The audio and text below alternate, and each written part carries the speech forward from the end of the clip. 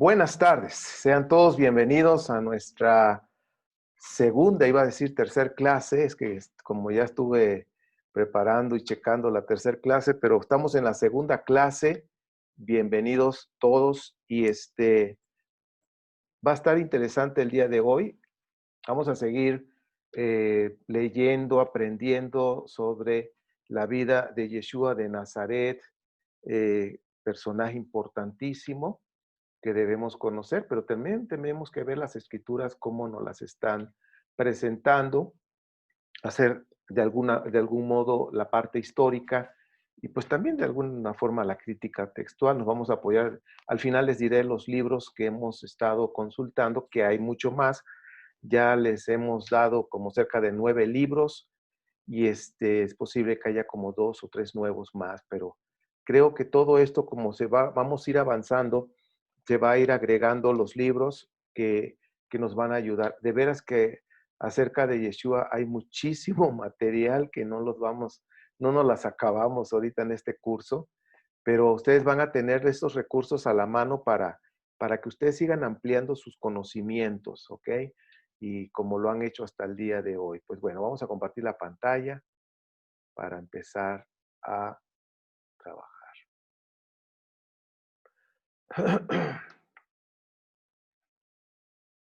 Bien,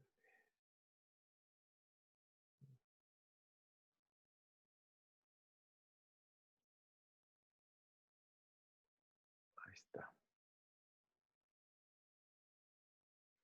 Ahí no está todavía. Ahí está. Si ven la pantalla, pues bueno. Nuestra clase número 2, como habíamos dicho hace un momento. ¿Y cuál es el objetivo? El objetivo de la clase es conocer el proceso de una boda judía del siglo I en esta era cristiana y el significado de lo que es ser una virgen, una mujer virgen. Hay algunas palabras que nos van a ayudar a comprender más todos estos conceptos. Y también vamos a analizar el significado histórico del capítulo 7 del libro de Isaías. Bien, pues vamos a recordar algunas cosas que son importantes en este estudio. El contexto, el significado. ¿Qué significa contexto? Dice conjunto de circunstancias que rodean una situación y sin las cuales no se puede comprender correctamente. Dice, el contexto histórico y social incide sobre los significados de la obra literaria. Entonces, por eso nosotros hemos estado estudiando la parte histórica y también ver las escrituras no con ese etiqueta, es la palabra de Dios que estábamos comentando en la clase pasada y en otras clases que teníamos, bueno, yo hablo por mí, que yo tenía la costumbre de decir, esta es la palabra, y la palabra de Dios dice, y cosas, y a veces son muletillas, son frases que decimos, pero debemos hacerla a un lado, esa frase, y analizarlo como es, porque, y cuando estamos analizando en esa crítica textual, para poder comprender lo que estamos leyendo, pues la verdad se aparece luego, luego, y la verdad ahora sí que nos ayuda, el conocimiento de la verdad evita fundar nuestra fe en fantasías religiosas, que eso es lo que ha pasado con nosotros, que vamos poco a poco conociendo. También hay otro significado que nos muestra, dice, el conjunto de elementos lingüísticos que incluyen, proceden y siguen a una palabra oración que puede determinar su significado, su correcta interpretación. Entonces, todos estos puntos creo que son relevantes para nosotros comprenderlo. Por ejemplo, el verbo cantar tiene 2 significados distintos en 2 contextos. Y creo que esto nos va a ayudar a entender un poquito más porque dice, el tenor cantó y luego ahí en la comandancia con los policías dice, el detenido cantó. Bueno, aquí en México es una expresión de que soltó la sopa, que habló, que dijo lo que tenía que decir. Entonces yo creo que aquí es una palabra, pero que tiene un significado diferente en dos acciones diferentes. Entonces, lo mismo sucede, si en este ejemplo nos está ayudando a entenderlo el contexto, lo mismo sucede con la Biblia hebrea, con la Biblia cristiana, que debemos nosotros también aprender a ver los contextos para, pues, ahora sí que ver cuál es el mensaje, qué es lo que está realmente diciendo. Las escrituras hebreas fueron escritas por hebreos, para leerse en ese contexto, en el contexto hebreo, en ese pensamiento, cosmovisión. ¿Y cuál es el problema que, pues, que ha pasado en todo este tiempo? Dice, estudiarlas fuera del contexto hebreo. Yo me acuerdo que antes, hace muchos años, mira que esto de ser pastor, pues ahora sí que de alguna manera ha sido de muchos años. Yo lo que pensaba era, no, pues bueno, esta Biblia fue hecha ya en el Medio Oriente, en fin, Israel, toda esa zona, pero aquí estamos en México y tenemos que aplicarla para nosotros los mexicanos o aquí en Latinoamérica. Ese era mi pensamiento. Por supuesto que estaba yo muy mal, porque pues con ese pensamiento, imagínate, no soy el único, hay muchos pastores que piensan y siguen pensando así. Al menos ahora platico y veo, digo, híjole, así estaba yo. Entonces, el problema es ese, que estamos en un fuera de contexto y lo interpretamos a lo que entendemos y que pensamos. Ah, mira, esto se parece, pues esto se aplica aquí, punto, y vámonos. El que sigue. Entonces, miren, tenemos aquí el contexto. ¿Cuál es el correcto? Vemos ahí un número que es o un 6 o un 9. Y dice el griego, no, no, es un 9. Y dice el hebreo, no, es un 6. Entonces, si estamos leyendo la Biblia hebrea y aparece ese símbolo, ¿cuál sería entonces? Pues por supuesto va a ser el número 6. ¿Por qué? Porque ese es el correcto. El contexto está respaldando en un contexto histórico hebreo. Entonces ahí es donde nosotros debemos tomarlo. Y nosotros estábamos del otro lado y decíamos, no, es sub 9. Y esto le encaja perfectamente al Mesías. Esto debe de ser para el Mesías, porque lo estábamos viendo de otro lado. Pero cuando ya lo vemos del lado correcto, te cambia el panorama, como lo que ahora vamos a estudiar más al ratito, en un momento más, que estudiemos sobre la Virgen y lo que dice Isaías 7:14, el famoso versículo controversial, y dice el griego, esto se refiere a Miriam o a María, que concibió a Yeshua o a Jesús, y dice el hebreo, no, no, no, no, no, se refiere a Ezequías. No está hablando de un Mesías, está hablando de un próximo rey que se llama Ezequías. A ver, a ver, a ver. Entonces tenemos que analizar todo eso, vamos a analizar las escrituras.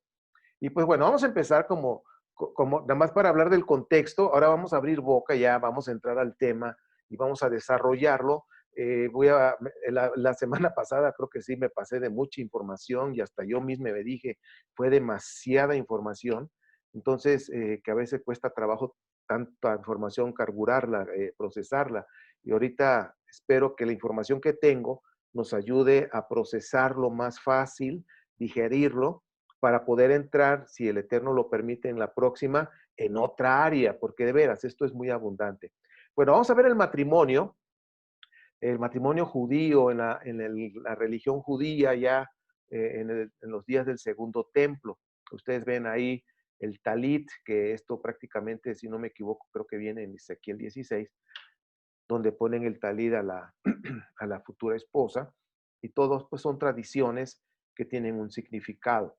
Bien, las relaciones sexuales, hablando ya del tema del matrimonio, entre un hombre y una mujer que ya están legalmente casados, no son vistas como algo sucio, bajo o pecaminoso. Ya están casados, el hecho de tener la intimidad es consumar ya lo que es el matrimonio, y lo que es una relación sexual viene siendo la señal del matrimonio.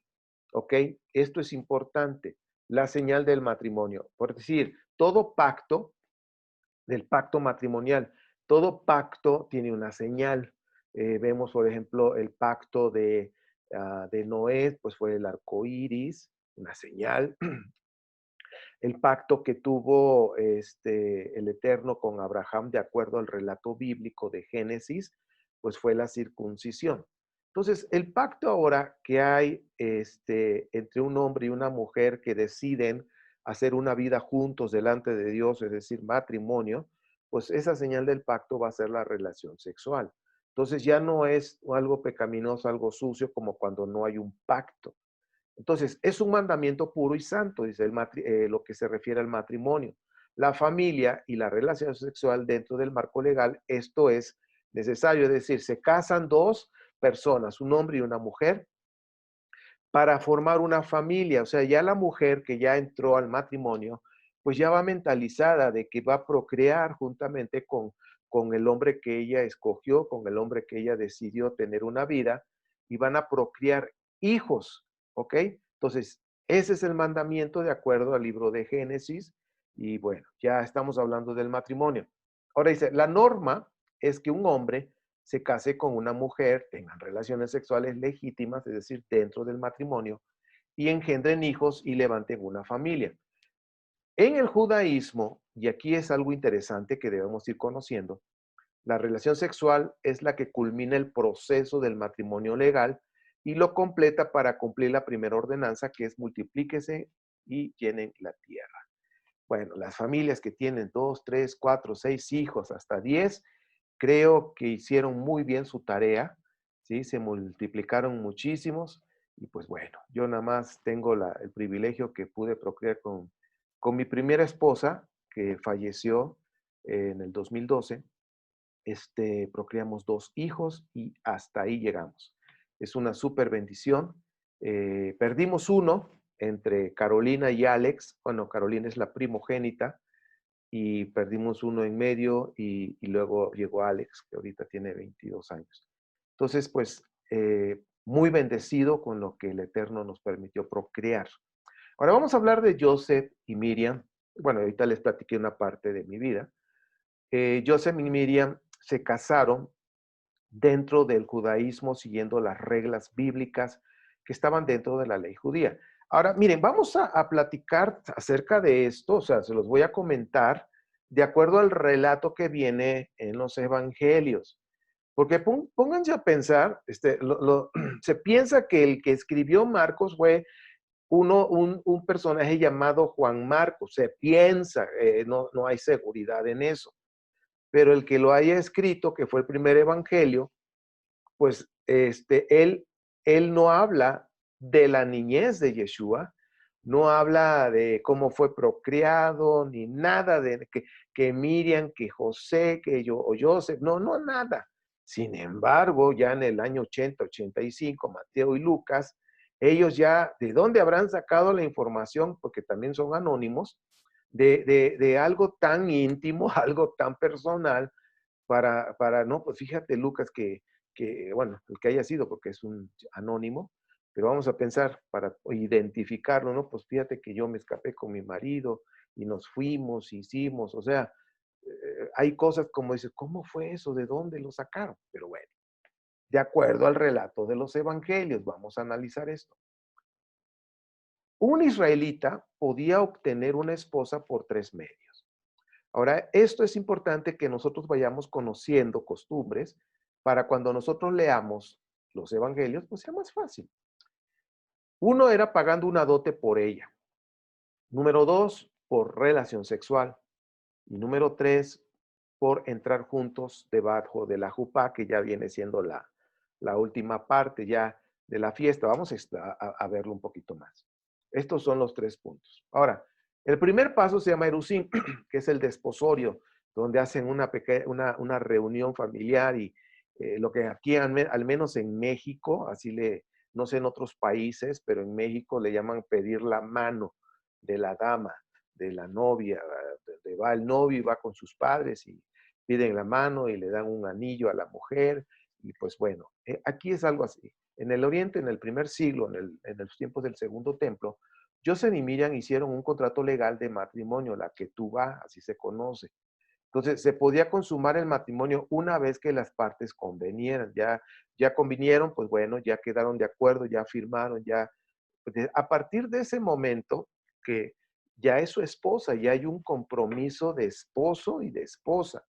En caso de que tengan que romper y que no quieran, al final de cuentas, después de un tiempo, no quiere casarse, tiene que darle una carta de divorcio porque ya es su esposa, aunque no hayan consumado la relación, aunque no hayan tenido sexo, pues bueno, o relación sexual. El segundo paso se llama nisuin.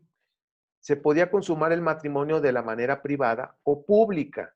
Es decir, privada es, pues mira, ya eres mi esposa, pues vámonos, ya te llevo y consumamos la relación, nuestro matrimonio con una relación sexual, pero es privado, no avisan, no hacen fiesta, nada. Sin embargo, viene la otra que es la parte pública, ya realmente están casados y entonces lo van a hacer ahora el compromiso de manera pública bajo la jupá, la casita. Vienen los invitados, que el vino y tú sabes, la fiesta de bodas, la cena de bodas y todo. Eso es de manera pública y a partir de ese momento pues ya pueden consumarla de manera, su relación su matrimonio, perdón, en una relación sexual. Después el matrimonio se iba a una habitación privada para la relación sexual y consumar el matrimonio. Es decir, después que terminaba la ceremonia bajo la jupá, como ustedes ven, se iban, actualmente así lo hacen, actualmente así lo hacen, hacen fiesta, bailan, comen, se sientan, comen y vuelven a bailar. Hay un momento después de la ceremonia donde se escapan los dos. Hay un cuarto ahí mismo en los salones, hablando de Israel, allá en Israel, los salones ya tienen un lugar especial para que los dos se metan al cuarto y ya sea que se pongan a platicar o lo que quieran hacer. Entonces, pues es la costumbre, ¿ok?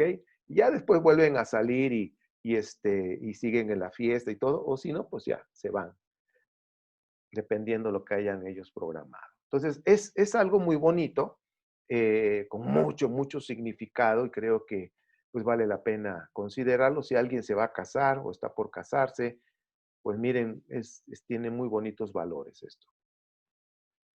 Ahora, si por inspiración divina, vamos a pensar que el Eterno puso en sus vidas ya firmaron la ketubá, ya hay ese compromiso de marido y mujer, y que de alguna manera fueron inspirados por Dios a que ya consumaran el matrimonio en una forma privada, pues eso era perfectamente aceptable, dice aquí la pantalla, y ante la ley judía, pues eso era correcto, ¿sí? Porque estaban legalmente casados, o sea, no estaban cometiendo nada en contra, ni mucho menos.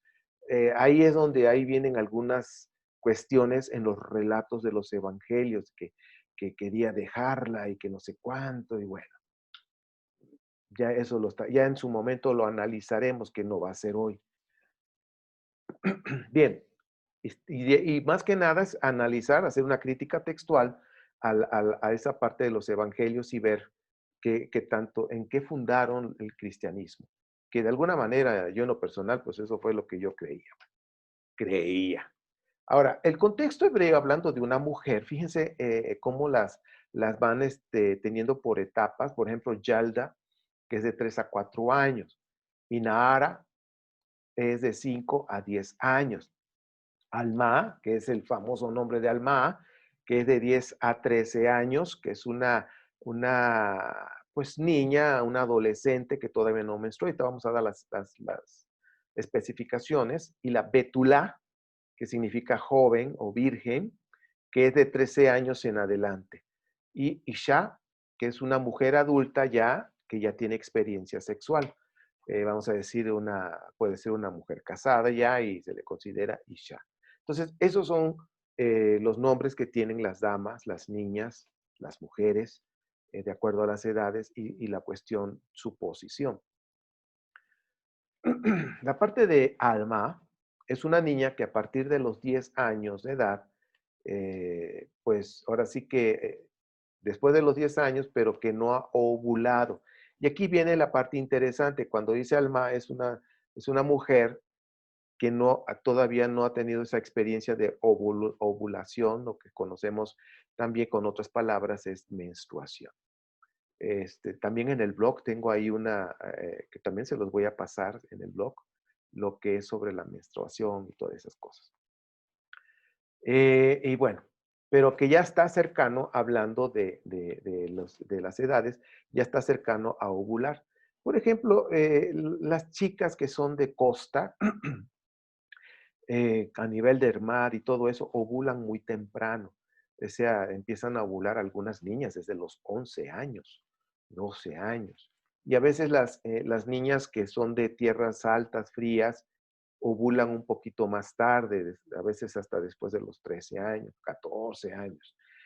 No es una regla, depende mucho del cuerpo, pero bueno, sí se ha visto en la cuestión de nivel del mar las diferencias.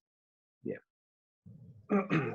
Bétula es una joven que tiene 13 años, ya habíamos dicho hace un momento, o más, pero ya ovuló, dice que ya empezó a tener sus menstruaciones, ya empezó a ovular, pero todavía no concibe biológicamente. ¿Por qué? Porque no tiene si no está casada no puede concebir, pero si ya se casó, pues ya puede concebir. Bien. ¿Alguien tiene por ahí su micrófono abierto? Por favor, les encargo. Gracias. Entonces decíamos que ya ovuló y pues sí, ya puede concebir porque ya ovuló y mientras ya está casada, ya había costumbres de que desde los 14 años o a veces ya cuando empezaba a ovular podían ya hacer una familia. Son cuestiones, costumbres, tradiciones. Entonces, regreso al punto. Entonces, una mujer betulá es una joven que ya está menstruando, pero nunca ha tenido una relación sexual. Es decir, ya menstrua, ya es una mujercita, pero no ha tenido relaciones sexuales, quizás porque no se ha casado o todavía no la entregan, ¿sí? Porque ahorita les voy a dar un comentario, aquí viene más adelante. Ahora, el contexto occidental dice, todas las vírgenes, si no han tenido relaciones, todas las vírgenes son las que no han tenido relaciones sexuales. Por decir, nosotros así pensamos. ¿Es una virgen? Ah, es que nunca la ha tocado un hombre, nunca ha tenido una relación sexual. Para nosotros eso es una virgen. Del contexto hebreo, solo Betulá es la que cumple ese requisito, que puede ser el homólogo de virgen para nosotros, de acuerdo a ese contexto. Alma es una jovencita a quien no se le llama aún como una virgen porque no ha tenido su primera menstruación. Entonces, esa es la parte interesante. Entonces, Alma y Betulá, ahora sí que la diferencia es, una ya tiene menstruación, la otra no. Así de sencillo. Ahora, dice ahí el 7:14, que ahorita vamos a analizar, la virgen concebirá.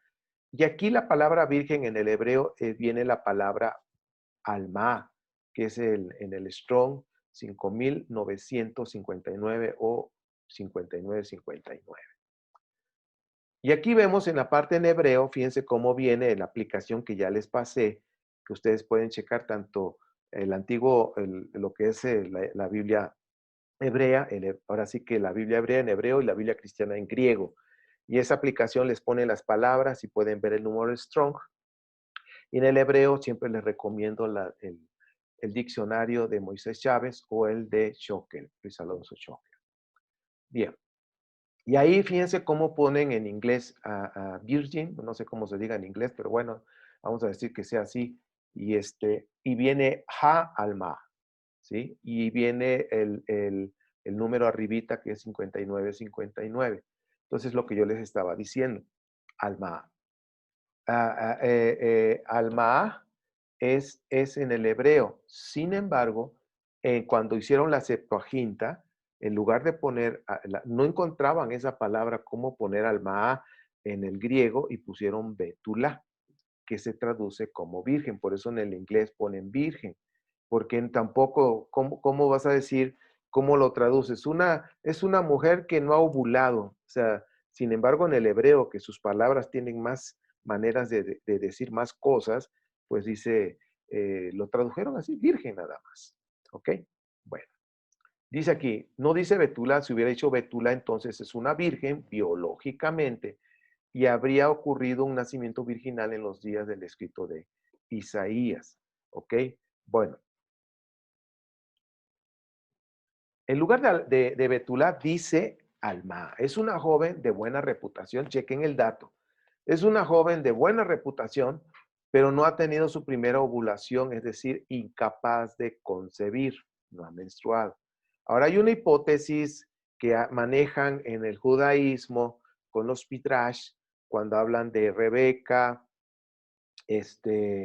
la edad con la que se casó y que no sé cuánto, y que tenía 3 años, que no sé qué tenía, qué, y empiezan a sacar un montón de números y llegan al punto que tenía 14 años y ponen como el reflejo con Miriam, por eso digo que es una hipótesis, que posiblemente Miriam tenía esa edad, 14 años. Pero son especulaciones porque no hay nada que garantice que haya sido así. Ahora sí que son puras cálculos, son midrash en el judaísmo con respecto a Rebeca, la edad, y ponen que Rebeca tenía, era así que era el reflejo de lo que sería Miriam, ya tomándolo en el punto de vista del cristianismo. Por eso puse ahí, existe una hipótesis. No se sabe realmente. Una alma, una mujer que no ha menstruado, que no ha ovulado, de que aún no tiene óvulos y sale embarazada, ella ha tenido un hijo en estado de virginidad porque aún no ha tenido su primera menstruación, pero no significa ausencia de varón.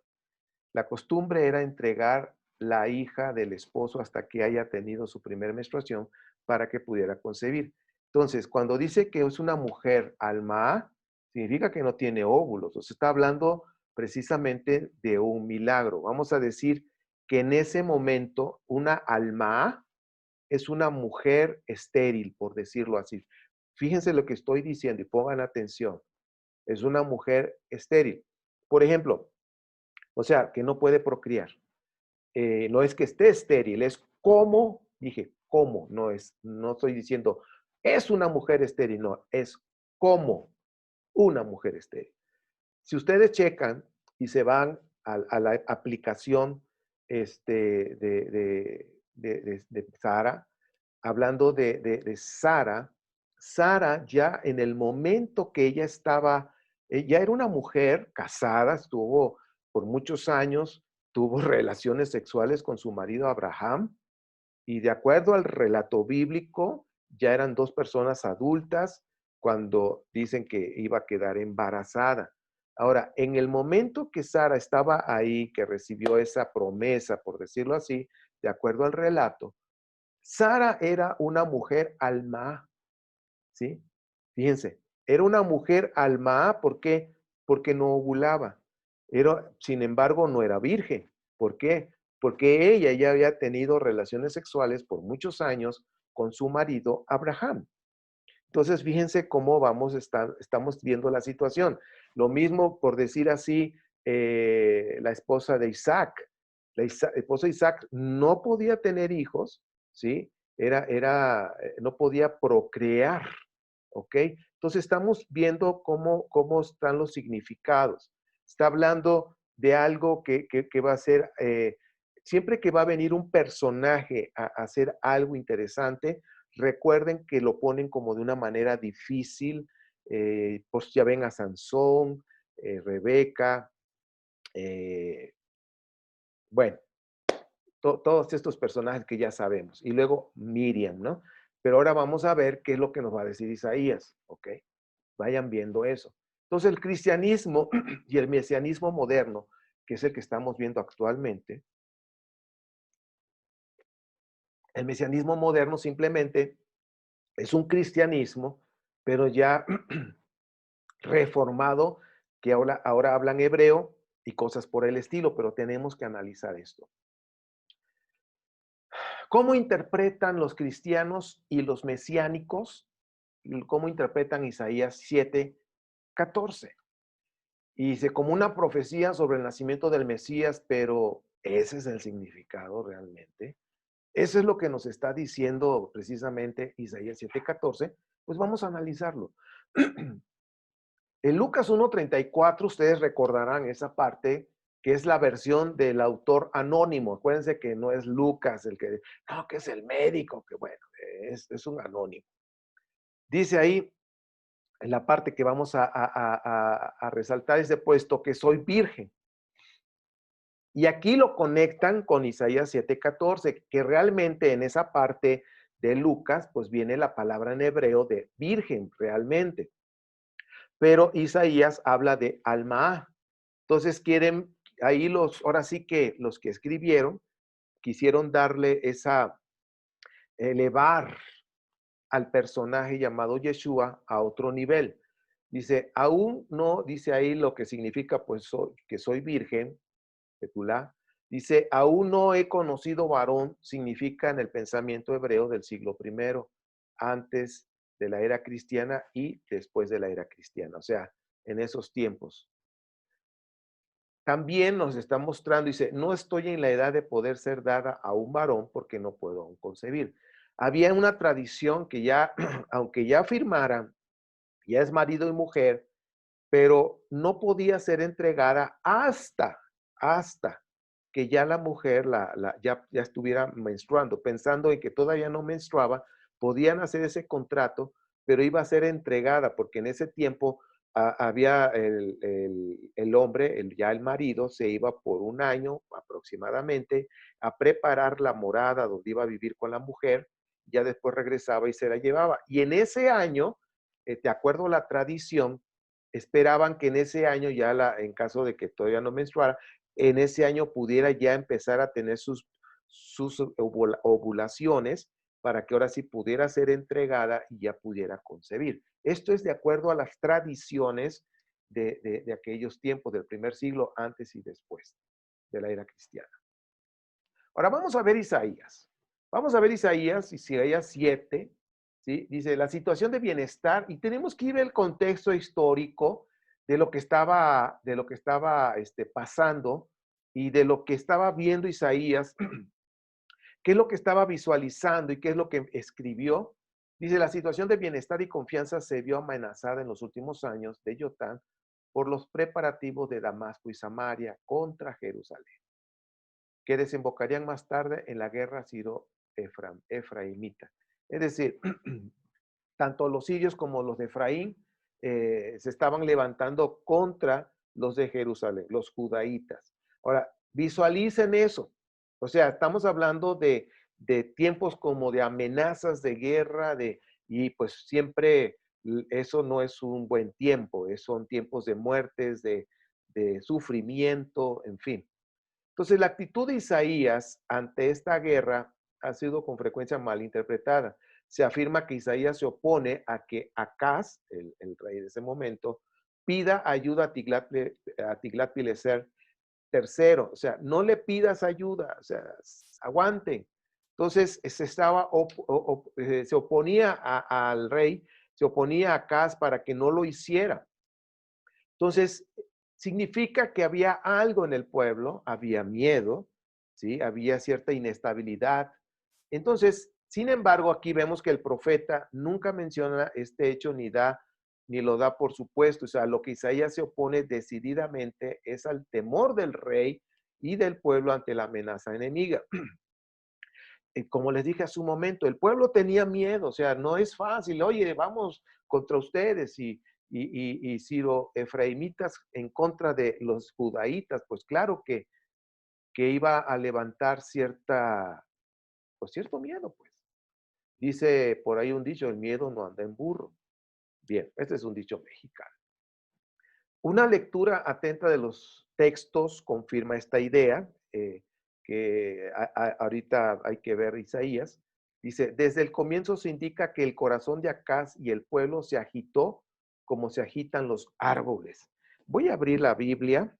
Si ustedes tienen su Biblia, busquen ahí Isaías o prendan sus Biblias como quieran. Y dice, y sucedió en el tiempo de Acaz, hijo de Jotam, hijo de Usías, rey de Judá, que Resín, el rey de Aram, y Pecaj, hijo de Remalías, rey de Israel, subieron a Jerusalén para combatir contra ella, pero no pudieron derrotarlo.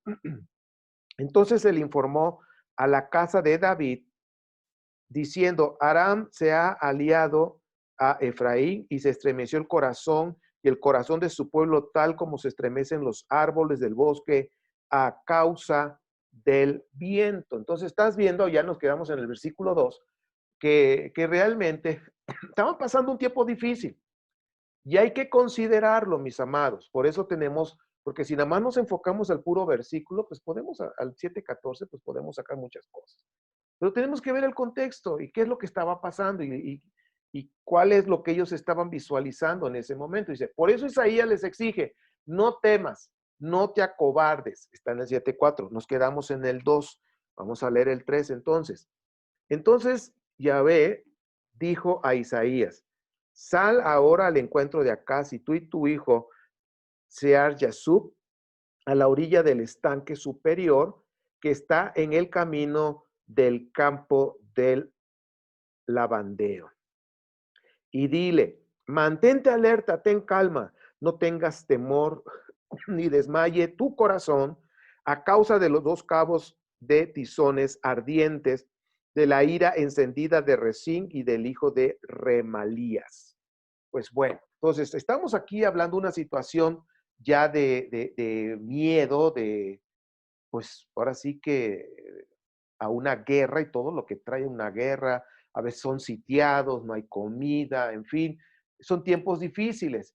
Y dice ahí, y al final de estos oráculos, vuelve a insistir en la idea del temor.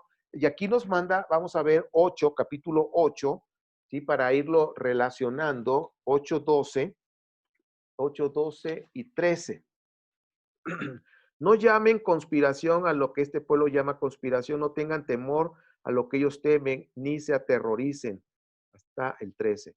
Santifiquen a Yahvé de los ejércitos, Él sea su temor, Él sea su ayudador. Es decir, al decir Él sea su temor, de decir que tengas el respeto al Eterno. En definitiva, dice, para Isaías la alternativa no radica entre creer y pedir auxilio, sino entre creer y temer. Pero el temor a Dios, el temor. Recuerden que esa palabra del temor al Eterno significa ese respeto, esa devoción, esa sumisión, esa honra. Temer es honrar al Eterno. Y aquí viene, y aquí hay un tema de fe. Entonces, fíjense, yo creo que eh, hay una aplicación, aquí hay un mensaje teológico impresionante, mis amados, porque a veces nosotros estamos pasando situaciones tan difíciles que de veras, se los digo por mí, que empezamos a ver dónde buscamos esa ayuda, dónde vamos a recibir esa ayuda, y quizás el agua ya está llegando al cuello, ya está llegando a la barbilla, ya está llegando casi a la nariz y va a seguir subiendo la presión. Imagínate la presión. Entonces, aquí algo que Isaías está motivando al pueblo es, crean, confíen y manténganse honrando al rey. Y yo creo que eso es un mensaje para nosotros en tiempos como los que estamos viviendo, tiempos tan difíciles que son de veras difíciles. Y aquí yo no te voy a estar engañando de que lo mejor está por venir. No, quiero decirte que lo peor está por venir, hablando de los bancos, hablando de quiebra mundial. O sea, septiembre se visualiza cosas fuertes a nivel mundial y solo a ti y a mí nos queda creer y honrar al Eterno. Porque así como se está ya diciendo los que expertos, los economistas están visualizando, porque imagínate, al menos aquí en mi estado, aquí en mi ciudad, estamos en el famoso semáforo rojo, por eso traigo la playera roja, nada más no es por eso. Estamos en semáforo rojo, o sea, estamos muy restringidos, siguen muchas tiendas cerradas, muchos sin trabajo, sin ingresos, la situación muy, pero muy difícil. Yo creo que así como está pasando en nuestros tiempos, imagínate a ellos lo que lo que estaban viviendo y lo que estaban pasando y lo que Isaías, movido por Dios, decía, dile al pueblo que crea, que se mantenga honrando. Y yo creo que nosotros debemos hacer lo mismo en estos tiempos, ¿sí? Que no son nada fáciles. Los que están jubilados, los que tienen su pensión, los que tienen un trabajo ya fijo y que llueva o truena o trabajan para gobierno, llueva o truena, ahí está, pues bendito Dios. Pero hay otros que no, que tenían un empleo y a lo mejor ya lo perdieron y empiezan las presiones y empieza todo esto, así como el pueblo de Judá estaba pasando en ese momento. O sea, imagínense, estoy poniendo el ejemplo y para que ustedes y yo nos mantengamos creyéndole a nuestro Padre, honrándole cada momento. Ay, me sentí como pastor hablando ahorita. Sí, pero es la verdad, mis amados. Tenemos que creer esta parte. Este es el mensaje teológico y esta es una gran verdad que no debemos soltar, que debemos mantenernos creyendo con ese temor y respeto al Rey, que nos mantengamos en eso. ¿Por qué rechaza Isaías de modo tan enérgico el temor, pero el otro temor, el otro miedo, el miedo a la circunstancia que están viviendo, no el temor a Dios? O sea, ahora sí que tenemos que diferenciar. Por eso cuando hablo del temor a Dios, a mí me gusta mejor decir honrar, honrar al Rey, ¿sí? Para hacer la diferencia, honrar, en fin. Anyway, como dicen en inglés. Dice, porque pensaba que el pueblo iba a desconfiar de Dios. Checa el dato, que había que, o sea, Dios había, de alguna manera, se había comprometido con los judaítas. Ya en ese momento ya creían en Yahvé, por decir así. Y había esa promesa que se había dicho a través de los sacerdotes, estos profetas, esos oráculos, esas promesas, y donde les había dicho que se comprometía con la dinastía davídica, es decir, con la casa de David. Entonces, Isaías de alguna forma pensaba que el pueblo iba a desconfiar, o podía desconfiar, o estaba desconfiando de Dios. Pensaba que darían más importancia a los planes de Racín y de Pejaj, que son los que leímos al principio, que las promesas de Dios. Pensaba que el pueblo iba a desconfiar de que Dios estuviera con ellos. Y yo creo que, me voy a detener ahí, yo creo que si Isaías estuviera en este tiempo con nosotros, viendo lo que está pasando de esta infodemia también, porque hay una mala información de muchas cosas, de esta pandemia, de la enfermedad, del desempleo, tan solo en Estados Unidos ya hay aproximadamente 50 millones de desempleados. ¿Y cuántos son afectados? Imagínate que cada persona son 3, 4 personas por la esposa y los hijos. O sea, mira cuántas personas son afectadas. Sí, 4 por 5, 20. Estamos hablando de 200 millones de personas afectadas por esta circunstancia que estamos viviendo. Hablando de Estados Unidos, faltan los otros países. Entonces, Isaías pensaba que el pueblo podía desconfiar de que Dios estuviera con ellos. Y yo creo que no me siento como Isaías, pero sí yo veo aquí una gran verdad en esta palabra, en esta escritura, y yo creo que no debemos desconfiar en nuestro Padre. De veras, algo que nuestro Padre no sabe hacer es llegar tarde. Eso se los puedo yo decir. Se los puedo yo garantizar así. Nuestro Padre no llega tarde. Apúntalo. Nuestro Padre jamás llega tarde. Siempre llega a tiempo. Y yo lo he visto, de veras. Mi esposa y yo lo hemos constatado. Él es, Él es nuestro Dios. Él es nuestro Padre. Y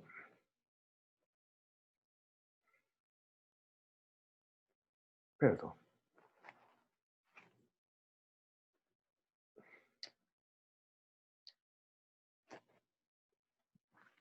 Yo estoy muy convencido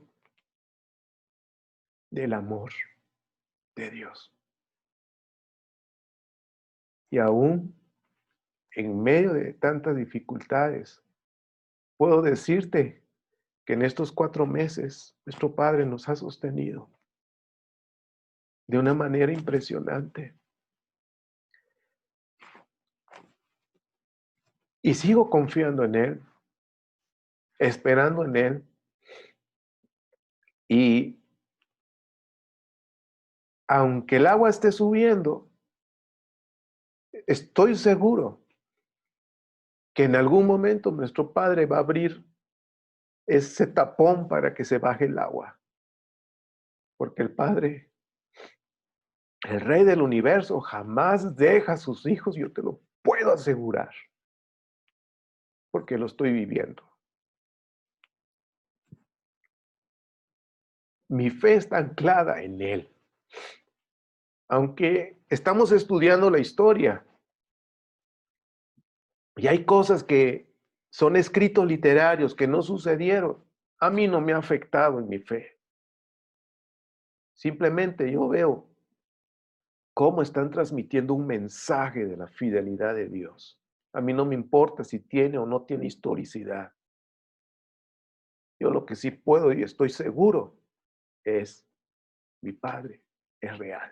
Así como yo respiro y tú respiras, nuestro Padre es real y jamás nos va a abandonar. Y yo entiendo Isaías.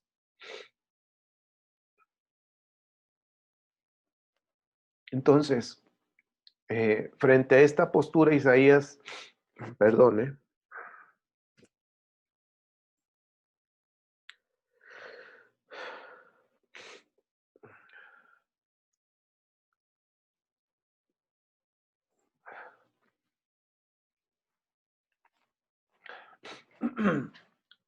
a esta postura, Isaías defiende en una actitud quieta, sí, como se ha dicho a veces, sino una política basada en la fe.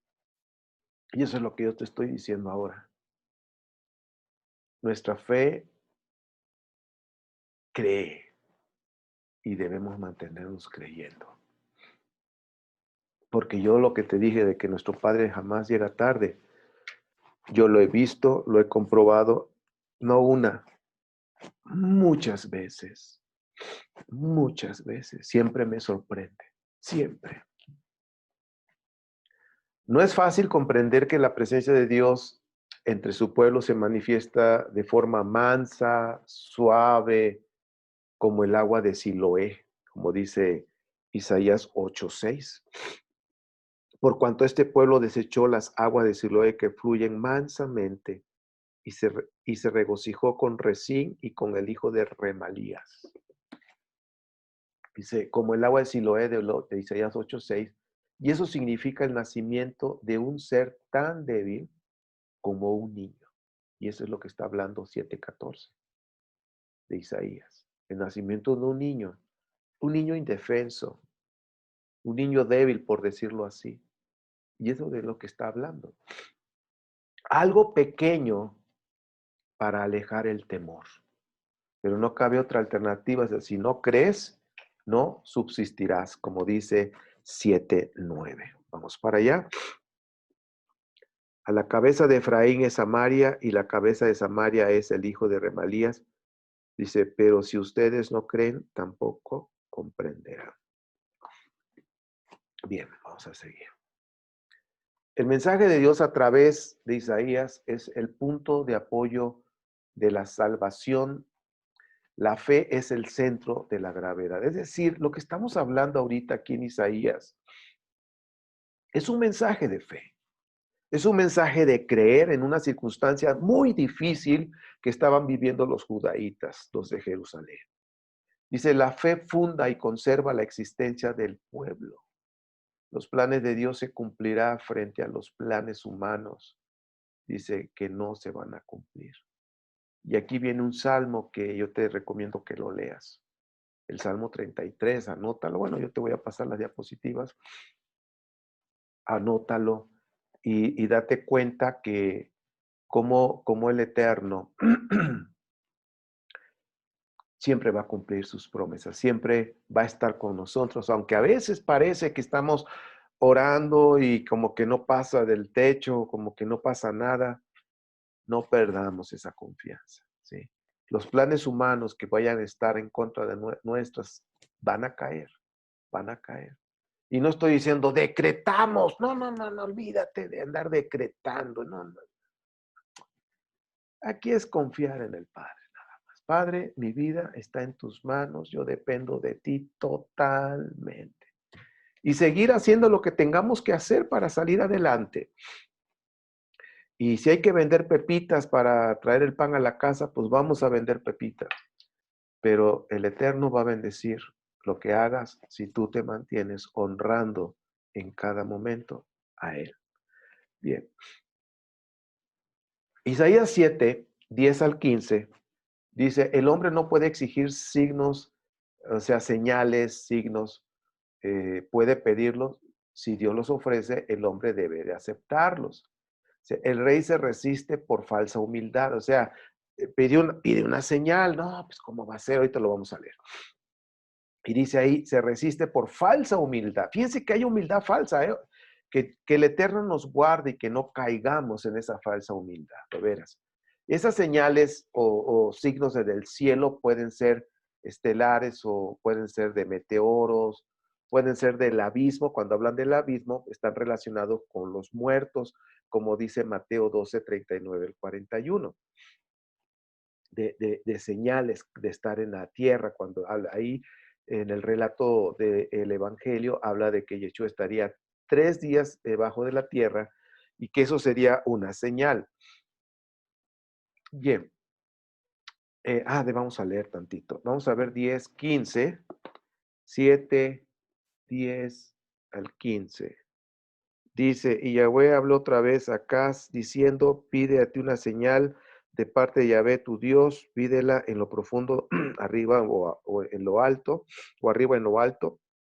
Pero Acaz dijo, no la pediré, pues no provocaré a Yahvé mi Dios. Entonces, o sea, ahí estaba con una falsa humildad. Entonces Isaías dijo, presten atención a la casa de David. Dice, les es poco cansar al hombre les es poco cansar al hombre para que también cansen a mi Dios.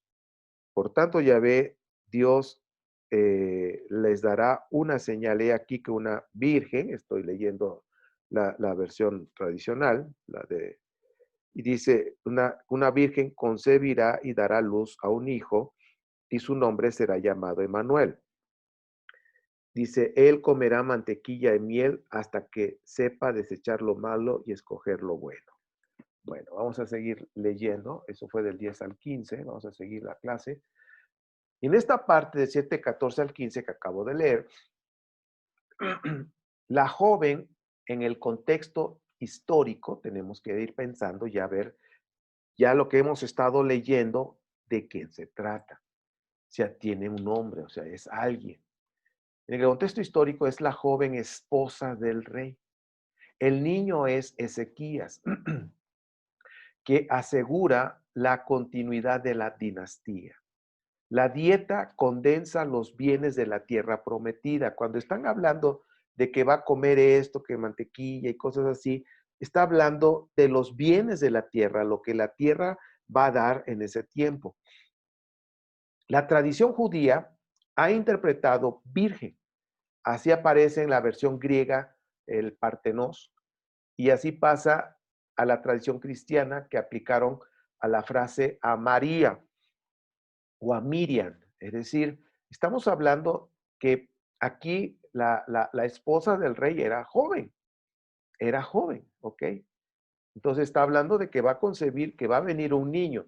Aquí la clave ya no es tanto Alma en fin, cada punto que hemos estado viendo de las mujeres, lo que es. El punto aquí que está hablando no es eso, si es Alma o no es Alma. El punto es la esposa del rey. Es la esposa del rey que va a venir Ezequías, y de acuerdo a lo que estamos leyendo. Isaías 7, 18 al 25, aquí ya vienen 4 oráculos, están ligados por la frase aquel día, que apunta a un futuro indeterminado. Los 2 primeros son la amenaza, el tercero la restauración y el cuarto pues el contraste de lo que sigue. Fíjense, vamos a ver, 18. Y sucederá en aquel día que Yahvé silbará a las moscas que están en la ribera de los ríos de Egipto y a las abejas que están en la tierra de Asiria. Y vendrán, dice, y todas se sentarán en el valle de Yatot, en las grietas de la peña y en todas las cuevas. En aquel día, Yahvé rasurará con embriagada navaja al otro lado del río, es decir, con el rey de Asiria, desde la cabeza hasta el vello de sus pies, y también eliminará su barba. Aquí hay un eufemismo, ahorita se los explico. Sucederá en aquel día, fíjense, aquel día, que un hombre criará una novilla y un par de ovejas. A causa de la abundancia de leche que les produzcan, comerán mantequilla, pues el que quede en medio de la tierra comerá miel y mantequilla. Sucederá también en aquel día que todo lugar en el cual haya 1000 vides con valor de 1000 piezas de plata, habrá zarzas y espinos. Con flechas y arcos entrarán allí, pues toda la tierra quedará llena de zarzas y espinos. En cuanto a todos los montes del campo, todo que haya tierra labrada con arado, dice, no entrarán allí por temor a las zarzas y a los espinos. Servirán como lugar para que pasten los bueyes y para ser pisoteados por las ovejas. Pues bueno, aquí estamos viendo de alguna manera ese proceso, pero pues también, o sea, te está hablando aquí partes importantes. Vamos a verlas. En 7:20, aquí nos está mostrando una nueva imagen. Aquí hay un eufemismo. Recuerden que pies está refiriéndose a las partes viriles del hombre. ¿Ok? Entonces, una nueva imagen se describe la derrota. El versículo 20 de Isaías 7:20, se los voy a leer, dice, hoy estoy leyendo la versión Peshita. Dice, en aquel día Yahvé rasurará con embriagada navaja al otro lado del río, es decir, con el rey de Asiria, desde su cabeza hasta, dice, el vello de sus pies, ¿ok? Y también eliminará su barba. Ahora, el vello de sus pies, se está hablando de los vellos púbicos, ¿ok? De la parte donde está el miembro viril del hombre, de ahí está hablando. Recuerden que pies es eso. Bien. Además, dice, la cabeza y pie designan, en términos militares, el capitán y su tropa, o en términos políticos es el gobernante y súbditos, es decir, su equipo. Entonces, esto nos está hablando de lo que va a pasar, de lo que en aquel día, ¿ok? Fíjense, todo lo que hay en el 7:20 y el significado. Isaías 7:21 al 22, aquí está hablando de una dieta tradicional de bienestar modesto, sin miseria y ahora sí, sin miseria ni riqueza. Habla de una dieta sabrosa. Mire, chequen. Dice, sucederá aquel día que un hombre criará una novilla y un par de ovejas.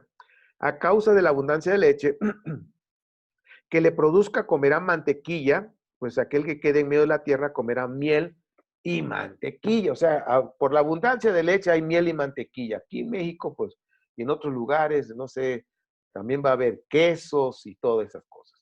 Y eso es lo que se refiere precisamente, segunda de Samuel 12 al 2 al 3, como referencia a este punto de lo que significa. Y Proverbios 3:30, 7 al 9. Déjenme leer Proverbios para que vean el contraste del significado. 7 al 9 del 30 de Proverbios. Dos cosas he pedido de ti, no me las niegues antes de morir. Aparta de mí la vanidad y el hablar mentiroso o mentiras, y no me des pobreza ni riqueza, concédeme lo suficiente para vivir. Es hasta el 9. No sea que yo me sacie y diga mintiendo quién es Yahvé, no sea que me empobrezca y hurte y perjure en el nombre de mi Dios. Entonces date cuenta de honrar al Eterno, de lo que tienes, dar gracias, pero tampoco hurtar, robar para poder tener. Está hablando de Proverbios 30. Es decir, aquí la dieta tradicional de tienes leche, tienes mantequilla, tienes miel, es decir, tienes lo básico, aunque no tengas riquezas, pero tienes lo básico para pues, disfrutar la vida. Ahora, segunda de Samuel, vamos a ver cómo nos lo presenta este concepto que estamos hablando precisamente, segunda de Samuel 12, versículos 2 y 3. Dice, el rico tenía una gran cantidad de ovejas y bueyes, pero el pobre no tenía más que una corderita que había adquirido, la cual vivía junto con él y sus hijos. Se alimentaba de su pan, bebía de su copa, es decir, tenía vino, y se recostaba en su seno. La consideraba como una hija. Entonces, estamos hablando que tenían lo mínimo con una corderita y con eso estaban contentos, felices. Ahora, aquí lo que está mostrándonos Isaías 7:21 al 22 Era una dieta tradicional para un bienestar modesto en aquellos tiempos, ¿sí? Y una de las cosas también que tenían que no faltara era pan y vino. Eso es importante, ¿sí? Para dentro de su dieta. Ya lo demás, pues ya es ganancia. Isaías 7, 23 al 25, aquí ya viene el oráculo de la amenaza que acabamos de leer también. Es una tierra de cultivo, pero al faltar la población, es decir, si ya no está la población, pues el terreno se va a convertir en zarza. Y aquí vienen otros versículos también con referencia al mismo tema, Isaías 5, 6 y Proverbios 24, 30 al 31. Entonces, está hablando de que cuando llega una devastación, ese es el resultado a veces de una guerra, que quedan los terrenos abandonados, ¿sí? Y pues quedan a merced del ganado que ande suelto por ahí, pero ya no puedes tú cultivar. Ahora sí que la tierra de cultivo como que se pierde. Entonces, es una amenaza. Y yo creo que aquí el punto que Isaías estaba hablando es, nuevamente, es un mensaje de fe. Es un mensaje de fe donde está hablando de que iba a venir Ezequías. Ahora, se ha tomado esto que acabamos de mencionar y se ha aplicado a Yeshua. Y es como cuando hablamos de Miqueas 5:2, que también lo tocaremos, lo veremos, y tiene que ver con otro caudillo. Es decir, Ezequías es un caudillo, el que viene es un bebé, algo débil, por decir, como es un bebé, inofensivo, pero que Dios iba a hacer algo a través de ese personaje. ¿Ok? Y a veces están esperando algo así muy fuerte que suceda, en fin, Dios lo hace a su manera siempre, eso sí te lo puedo decir, lo he aprendido en estos 44 años, el Eterno siempre lo va a hacer a su manera y siempre nos va a sorprender, porque a veces uno piensa es más, cuando estamos a veces hasta orando, le estamos diciendo a Dios cómo hacer las cosas. Y Señor, hace esto, aquello, o sea, eh, ¿quiénes somos nosotros para decirle a Él que lo haga así o asá? O sea, simplemente, Padre, estoy pasando esta situación como tú quieras, pero confío en ti. No tengo que estarte diciendo cómo lo tienes que hacer, cómo lo vas a hacer. ¿Quién soy yo para decirle al Rey? Simplemente clamo y manifiesto mi confianza. Sí, Padre, estoy pasando un tiempo difícil, pero estoy confiando en ti. ¿Qué vas a hacer? No sé. ¿Cómo lo vas a hacer? Tampoco sé. Pero mi confianza está totalmente depositada en ti y en ti espero. Bien, pues bueno, ya esto es lo que hemos estado hablando ya y el oráculo que hablábamos hace un momento y pues si se salen como dicen, del guacal, si se salen del redil, pueden venir las consecuencias, lo que estaba hablando Isaías, lo que podría pasar.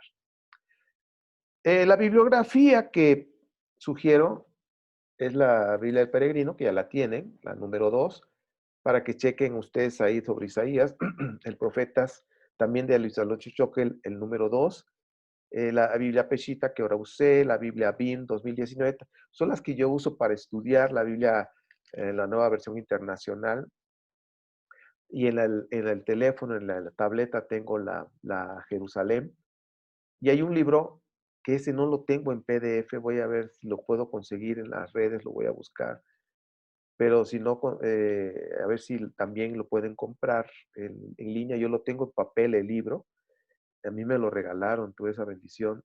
Si eres cristiano, debes conocerlo. Está buenísimo este libro, muy, pero muy bueno.